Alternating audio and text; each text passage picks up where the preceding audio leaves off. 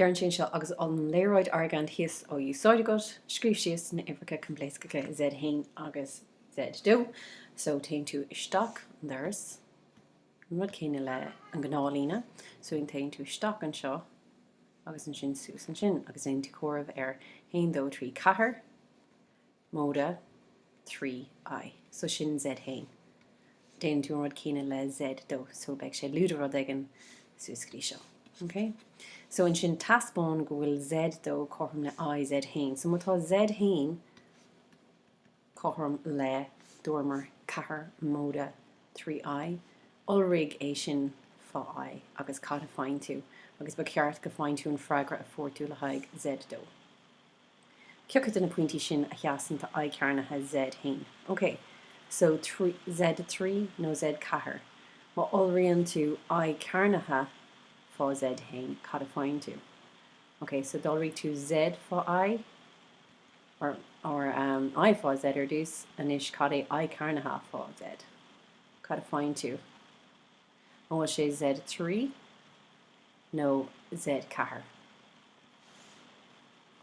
Okay, agus an trí cuid mátá Z sé, áid tegan an seo níl sé le taspóint, mátá Z sé chorm le I cubatha Z dó, feig Z sé. Okay, so tá me cinné sin ágáil dit. Okay, be ceart go tú opta é sin agramach mátá Z dó got, cad é I cubatha Z dó. Okay, so sin é cuid a 3. Okay, ceiste cahar. Brachtar na Uimhreacha coimpléascacha seo ar an léróid. Mátá sé roite go bhfuil Z dó, agus sa éascann cad é Z dó. Is féidir é sin léamh an seo, dá sús an seo, agus an sin. Okay. So scríb é sin cad é Z dó, agus chur é chorm le A Z hain. Okay, tá éascann cad é A Z hain. Is féidir le é a léamh, so beag tú scríb Z dó sin chorm le A fá Z a hain. So scríb é sin, agus beag bhé rudtá Z dó, beag sé an seo got, so sin é de chorm mód. So be carta mé scríb seo é Z dó, agus sin é A fá Z hain, agus an sin réite an chorm mód.